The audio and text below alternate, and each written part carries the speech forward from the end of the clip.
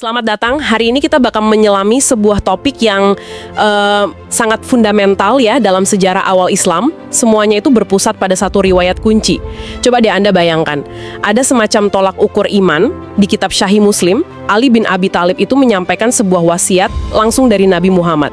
Tidaklah mencintaiku kecuali orang mukmin dan tidaklah membenciku kecuali orang munafik.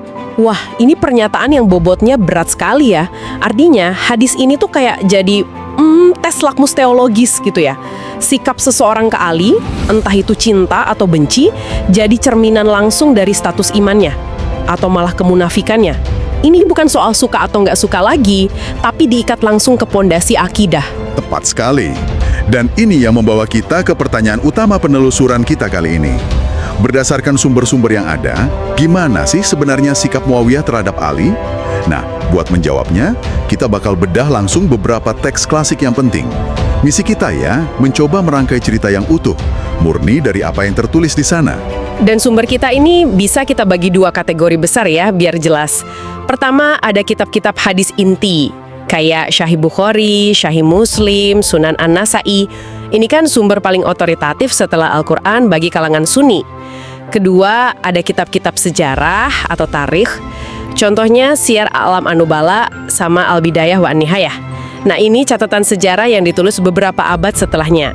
Jadi bakal menarik banget melihat gimana kedua jenis sumber ini ngomongin topik yang sama. Oke, mari kita mulai. Potongan bukti pertama ini membawa kita ke sebuah momen krusial waktu ibadah haji di Arafah. Peristiwanya dicatat di Sahih Sunan An-Nasa'i.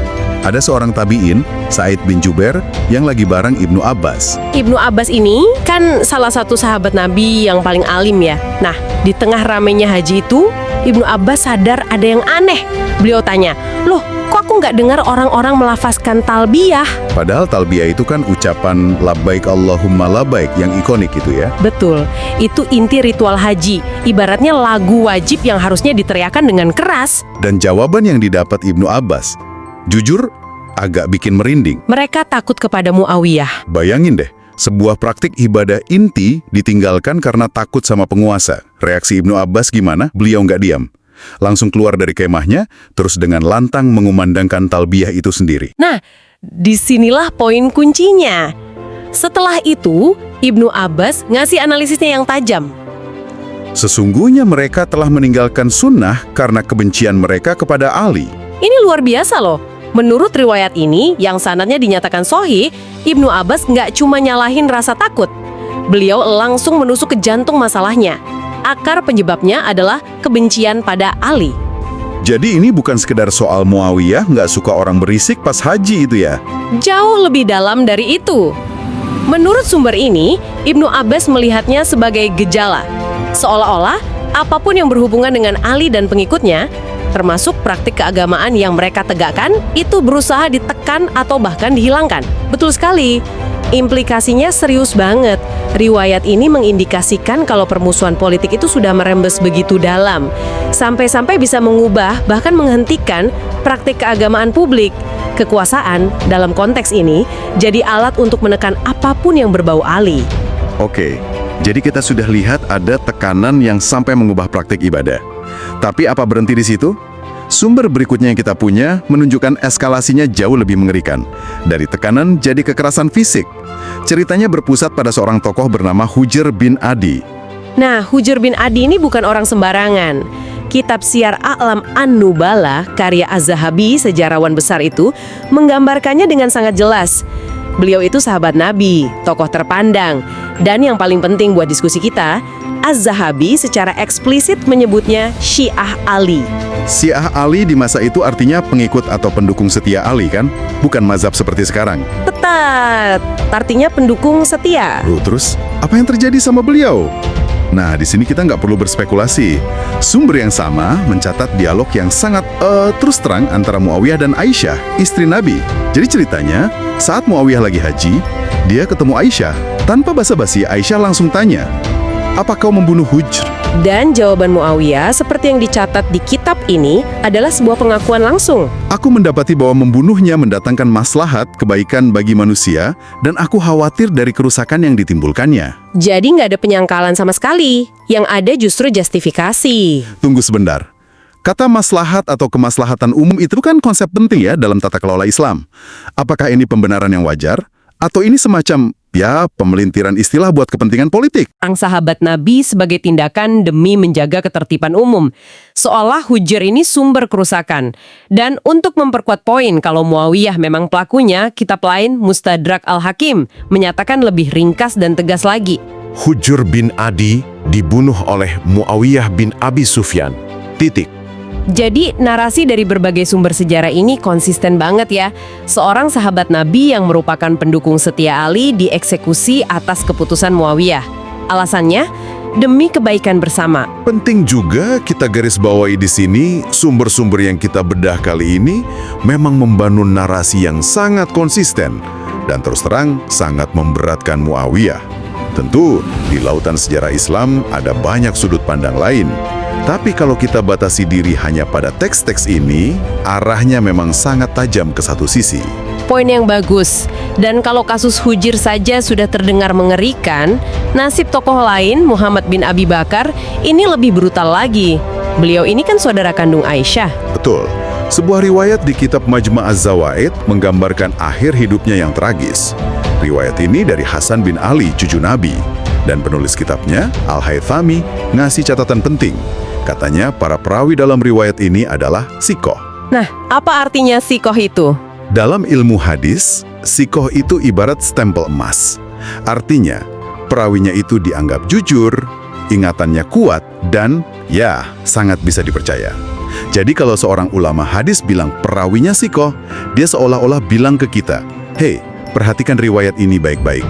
Ini bukan omong kosong." Oke, jadi menurut riwayat yang kuat ini, apa kata Hasan bin Ali tentang nasib Muhammad bin Abi Bakar?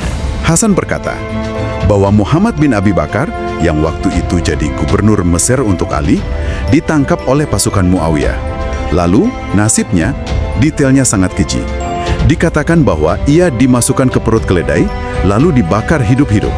Itu, detail yang sulit dibayangkan. Brutal sekali. Ini bukan lagi sekedar eksekusi politik, ini penyiksaan yang luar biasa. Apa dampaknya? Dampaknya besar, terutama bagi keluarganya. Kitab sejarah Al-Bidayah wa An-Nihayah karya Ibnu Katsir mencatat reaksi Aisyah. Saat berita kematian saudaranya dengan cara semengerikan itu sampai ke telinganya, sumber itu bilang, Aisyah sangat bersedih hati dan menangis dengan kesedihan yang mendalam. Kesedihan itu wajar, tapi apa ada reaksi lain? Ada. Lebih dari sekedar berduka, Aisyah mengambil anak-anak Muhammad bin Abi Bakar untuk diasuh olehnya. Dan yang lebih signifikan lagi, kitab yang sama melaporkan bahwa sejak saat itu, Aisyah terus-menerus mendoakan kecelakaan atas Muawiyah dan Amr bin Al-Ash, panglima yang menaklukkan Mesir. Reaksi dari Ummul Mukminin, seorang figur yang begitu dihormati, menunjukkan betapa dalamnya luka dan kemarahan akibat tindakan itu. Oke, sampai di titik ini gambaran yang dilukiskan sumber-sumber ini cukup kelam ya. Tapi mungkin ada dari Anda yang bertanya, kalau memang Muawiyah digambarkan seperti itu, kenapa Hasan bin Ali, cucu Nabi sendiri, akhirnya menyerahkan kekuasaan kepadanya? Bukankah itu sama saja dengan sebuah pengakuan atau legitimasi? Nah, ini pertanyaan yang sangat logis dan penting. Dan untuk menjawabnya, kita perlu lihat konteks dari sumber lain, yaitu Kitab As-Sikat karya Ibnu Hibban. Riwayat di sana ngasih gambaran kondisi yang dihadapi Hasan waktu itu. Dikatakan kalau Hasan bin Ali itu dibawa tekanan yang luar biasa berat. Tekanan seperti apa? Sumber itu menjelaskan bahwa Muawiyah mengancamnya dengan pertumpahan darah kaum muslimin, pelanggaran kehormatan mereka, dan hilangnya harta mereka kalau kekuasaan gak segera diserahkan. Jadi ini bukan negosiasi yang setara ya, ini ultimatum. Betul. Ultimatum yang pilihannya cuma perang saudara atau menyerah. Jadi Hasan memilih jalan damai. Persis. Menurut narasi ini, Hasan menyerahkan kekuasaan bukan karena memandang Muawiyah itu pemimpin ideal atau mulia, tapi murni untuk mencegah kerusakan yang lebih besar dan menjaga keselamatan umat Islam dari pertumpahan darah. Tindakannya itu dibingkai sebagai pengorbanan moral. Di sisi lain, motivasi Muawiyah digambarkan murni sebagai ambisi kekuasaan duniawi. Ini mengubah total cara kita memandang peristiwa itu. Jadi, dari sudut pandang sumber ini, penyerahan kekuasaan bukanlah stempel pengesahan, melainkan sebuah solusi tragis untuk menghindari bencana yang lebih besar, pilihan yang sangat sulit. Benar. Ini tindakan untuk meredam konflik, bukan melegitimasi lawan. Pilihan antara idealisme dan, pragmatisme untuk menyelamatkan nyawa. Sekarang ada satu lagi potongan bukti yang sangat kuat dari kitab hadis yang paling dihormati, Sahih Bukhari. Ini bukan catatan sejarah, tapi sebuah nubuat atau ramalan dari Nabi Muhammad SAW tentang salah satu sahabat terdekatnya, Ammar bin Yasir. Nabi pernah bersabda, dan ini hadis terkenal banget, kasihan Ammar, ia akan dibunuh oleh kelompok pemberontak Alfiyah Al-Bagiyah. Ia mengajak mereka ke surga, sementara mereka mengajaknya ke neraka. Ini ramalan yang spesifik. Ammar akan mati di tangan kelompok pemberontak. Dan fakta sejarahnya gimana? Di mana Ammar terbunuh? Fakta sejarah yang nggak diperdebatkan adalah Ammar bin Yasir itu terbunuh dalam perang Siffin. Waktu itu, dia berperang di pihak Ali bin Abi Thalib. Oke. Secara logis kalau Ammar ada di pihak yang benar, yang mengajak ke surga, maka pihak yang membunuhnya, yaitu pasukan Muawiyah, secara otomatis teridentifikasi oleh hadis ini sebagai Alfiyah Al-Bagiyah itu, kelompok pemberontak. Wow, jadi ini seperti stempel kenabian yang disematkan pada salah satu pihak dalam konflik itu ya? Bukan lagi opini sejarawan, tapi interpretasi langsung dari sabda Nabi. Itulah kenapa hadis ini bobotnya besar sekali dalam perdebatan seputar peristiwa ini. Dan pola sikap ini juga tercermin di riwayat lain di Sahih Bukhari. Diceritakan, suatu ketika Muawiyah menghina Ali di hadapan Ibnu Umar, anak dari khalifah kedua. Apa reaksi Ibnu Umar? Beliau kan juga tokoh besar.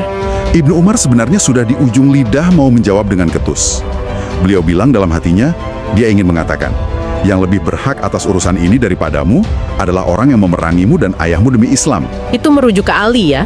Tapi dia nggak mengatakannya kan? Tidak, dia memilih diam. Dan alasannya menarik sekali. Dia bilang, aku khawatir akan mengucapkan sebuah kalimat yang akan memecah belah dan menumpahkan darah. Dan ini memunculkan pola yang konsisten dengan apa yang kita lihat pada Hasan bin Ali. Keduanya, menurut sumber-sumber ini, memilih mengalah atau diam saat berhadapan dengan Muawiyah, bukan karena setuju, tapi karena takut pertumpahan darah yang lebih besar. Jadi, apa artinya semua ini kalau kita rangkai kembali? Kita mulai dari wasiat Nabi kalau membenci Ali itu tanda kemunafikan. Lalu kita lihat serangkaian riwayat. Dimulai dari sunnah dalam ibadah haji yang ditinggalkan karena orang takut sama Muawiyah, yang oleh Ibnu Abbas dihubungkan langsung dengan kebencian terhadap Ali. Kemudian eskalasinya meningkat ke kekerasan fisik. Ada pengakuan langsung dari Muawiyah kalau dia membunuh Hujr bin Adi. Lalu ada kekejaman yang tak terbayangkan terhadap Muhammad bin Abi Bakar. Dan puncaknya, ada label kelompok pemberontak yang tersemat pada pihak Muawiyah melalui nubuat Nabi tentang kematian Ammar bin Yasir. Jadi kalau kita hanya berpegang pada informasi dari sumber-sumber yang kita bahas hari ini, kesimpulannya menjadi sangat jelas. Penyerahan kekuasaan oleh Hasan bin Ali dalam konteks ini sama sekali bukan pengesahan. Itu adalah tindakan penyelamatan umat dari konflik yang lebih brutal. Tepat. Riwayat-riwayat yang dianggap sahih ini, baik dari kitab hadis maupun sejarah, secara konsisten melukiskan sebuah gambaran permusuhan Muawiyah terhadap Ali. Permusuhan itu termanifestasi dalam banyak bentuk, dari tekanan psikologis, perubahan praktik ibadah, sampai kekerasan fisik dan pembunuhan. Yang kita lihat ini bukan sekedar perebutan kekuasaan biasa. Ini gambaran bagaimana sebuah permusuhan politik bisa secara fundamental mengubah praktik keagamaan publik.